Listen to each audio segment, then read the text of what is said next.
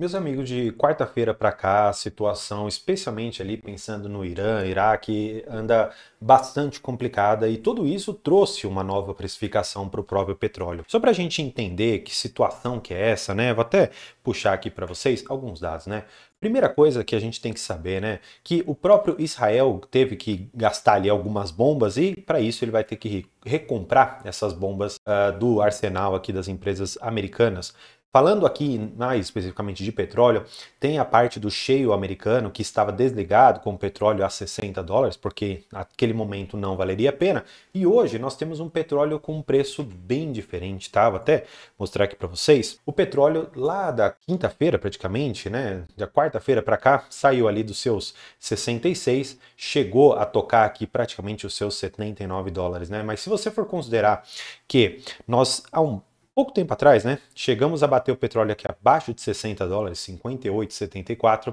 Até essa máxima houve um aumento de 33%. De outro lado, para nós que estamos investidos aqui em Brava Energia, não houve essa mesma valorização. Se for pegar dessa queda aqui, chegou a 16,99 e bateu aqui ó, os seus 21, uma valorização de 28%, tá? Então não foi muito próximo ao que foi o próprio petróleo. Só que aí você deve me perguntar, tá, André, eu já entendi que estamos aqui num cenário de guerra, mas o que isso tem a ver especificamente com a Brava? Legal, eu vou trazer aqui para vocês algumas outras notícias. Nessas notícias aqui, você pode entender um pouco mais a respeito do Netanyahu, por que ele decidiu essa guerra agora. Esse post aqui do Geopolítica hoje é muito interessante, depois vale a pena dar uma lida aqui. Mas, em resumo, o que você precisa saber disso é que foram jogadas algumas bombas em poços de petróleo e em refinarias. E tudo isso, no final das contas, faz aquela velha notícia, aquela velha lógica dentro do mercado econômico no geral, que se você tem de um lado uma demanda que continua igual ou crescente, como são as pessoas demandando cada vez mais petróleo, e a oferta caindo por conta de situações como essas, de bombardeio em refinaria, bombardeio em poços, tudo isso faz com que o petróleo dê aquela subida.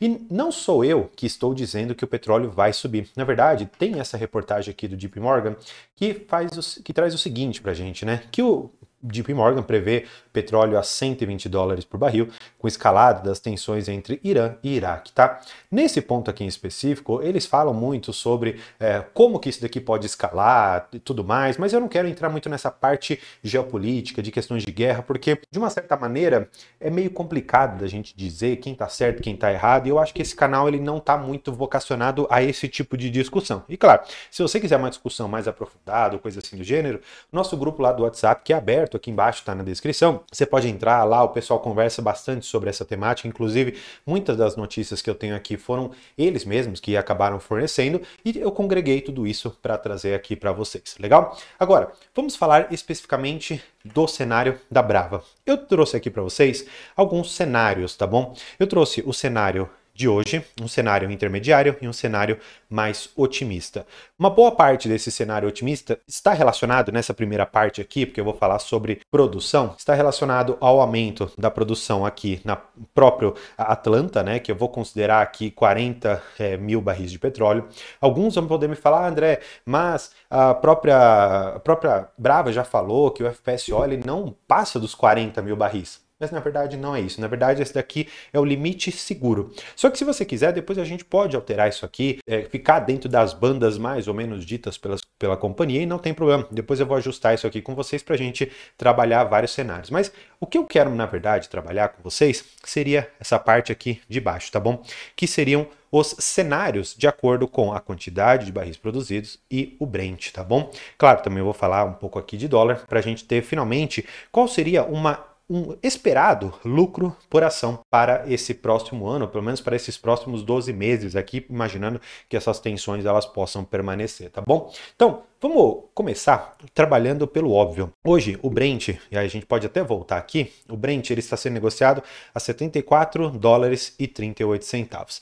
Se colocarmos esse preço aqui, olha só o que já aconteceria com o lucro por ação da companhia. Sairia no cenário de hoje de R$ 4,53 para R$ 6,88. Sim, um aumento bastante expressivo em relação ao que nós tínhamos anteriormente.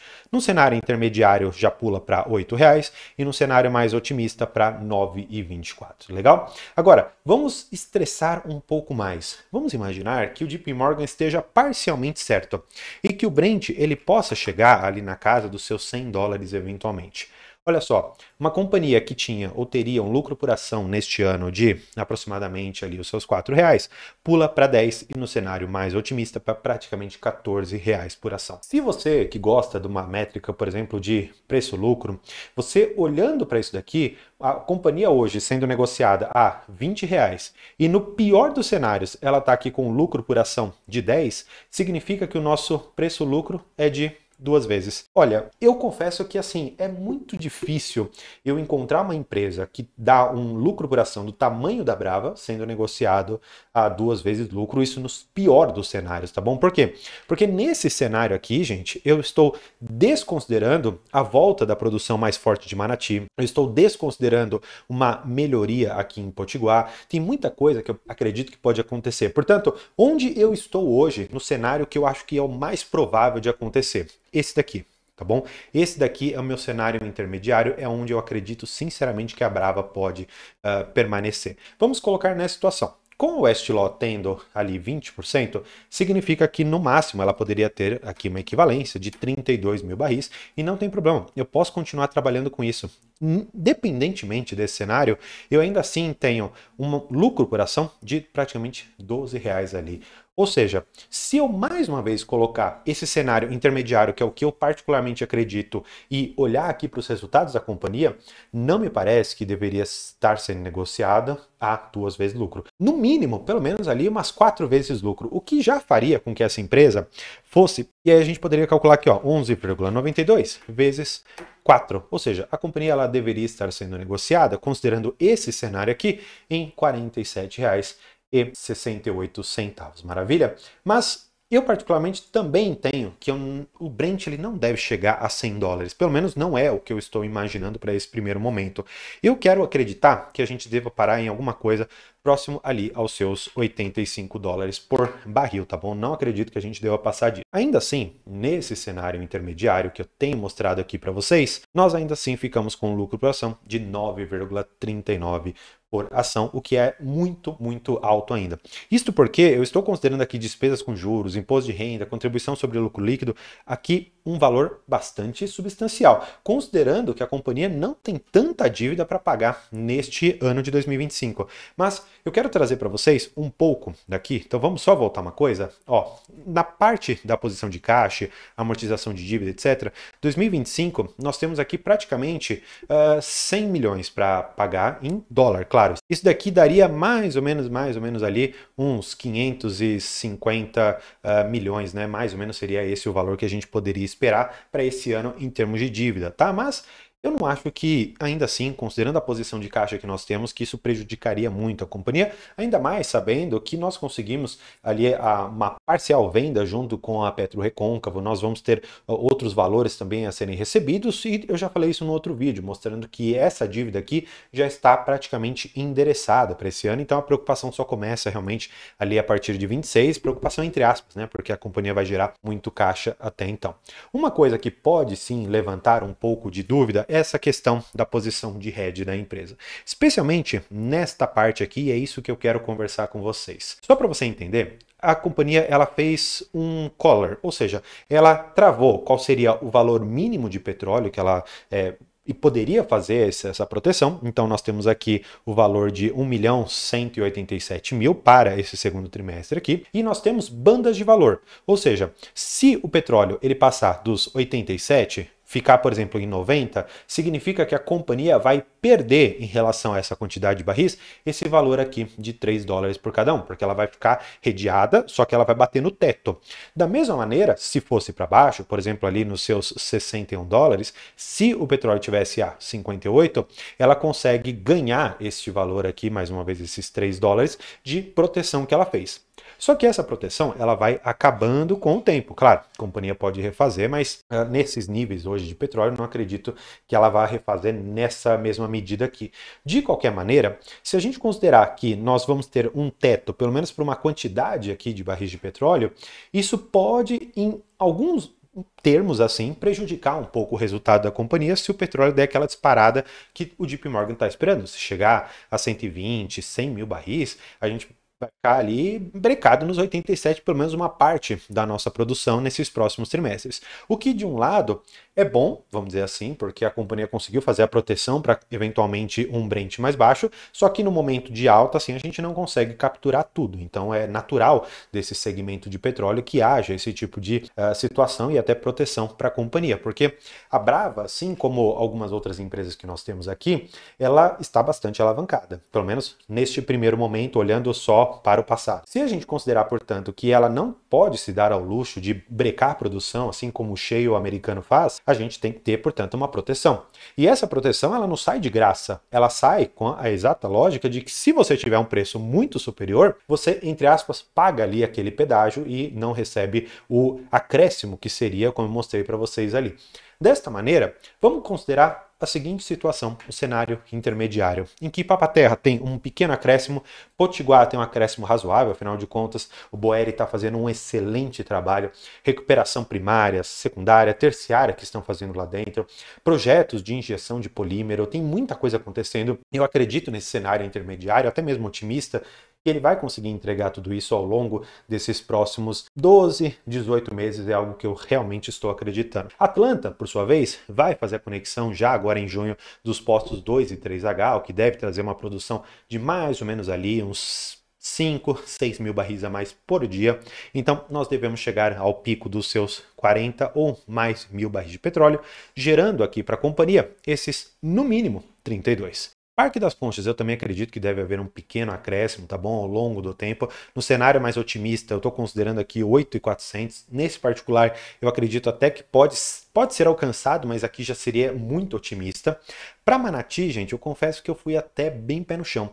Porque quando você pega os resultados passados, inclusive ali da época da 3R, você vê que Manati já chegou a produzir mais ou menos seus 9.800, 9.600 barris de petróleo por dia, na verdade o equivalente a gás, né? Porque Manati é mais gás, só que aí a gente faz essa conversão. O ponto é que nesse cenário, ainda assim, com 9 mil, quase 10 mil barris, eu estou considerando metade no cenário intermediário, que é o que eu acho que pode acontecer. E nós já estamos acompanhando, junto à NP, algumas voltas ali de produção da própria Manati. Só falta mesmo sair aquele fato relevante, olha, agora dá para operar, tá tudo liberado, vamos que vamos. Então, eu acho, gente, de verdade, sendo muito sincero com vocês e com o coração muito aberto, é que esse cenário aqui que nós temos de um valor de R$ 9,39 é o que a gente poderia minimamente esperar para esses próximos 12 meses, considerando também uma desalavancagem da companhia e melhoras de margem. Coisas que eu ainda não coloquei aqui com você, como por exemplo, se a gente melhorasse essa margem aqui EBITDA da companhia, e eu confesso que lá no primeiro trimestre eu acertei com 39%, agora com uma produção bem mais forte, eu de verdade acredito que a gente possa chegar aos 42% de margem, inclusive podendo até superar, tá bom, gente? De verdade, eu acho que é bem possível, a companhia está indo muito bem.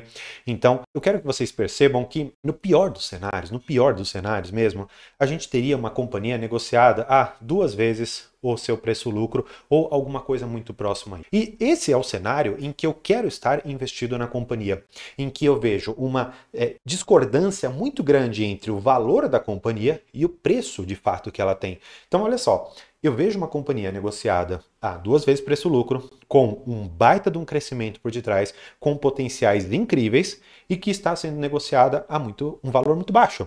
E na verdade, o valor intrínseco dessa companhia acaba sendo muito mais alto do que isso. E já que eu tenho falado para vocês aqui a respeito de valor intrínseco, preço e até mesmo valuation da própria companhia, eu quero apresentar para vocês, só para a gente encerrar aqui, o curso que eu lancei de valuation, tá bom? Você pode ver aqui a formação avançada em valuation, tenho 56 aulas, e-book, planilha, suporte, grupo exclusivo, certificado de conclusão, enfim, tem aqui o depoimento dos colegas, tem aqui um pouco mais da apresentação do curso. E, gente, Tudo isso você pagaria aqui o valor de R$ 69,00 por mês, tá bom? Então você vai ter todo esse conteúdo bem mais avançado de planilhas e outras tantas coisas, suporte para que você consiga ter a qualidade de investimento e conseguir, de uma certa maneira, tomar as rédeas da sua própria decisão de investimento, não dependendo, portanto, de bancos dizendo qual que é o preço justo. Você vai saber avaliar a companhia com segurança e é isso que eu quero trabalhar aqui com você nesse curso. Então, se você gostou dessa proposta, o link vai estar aqui embaixo para você ser encaminhado para essa página, ver mais um pouco dos vídeos, um pouco mais da apresentação do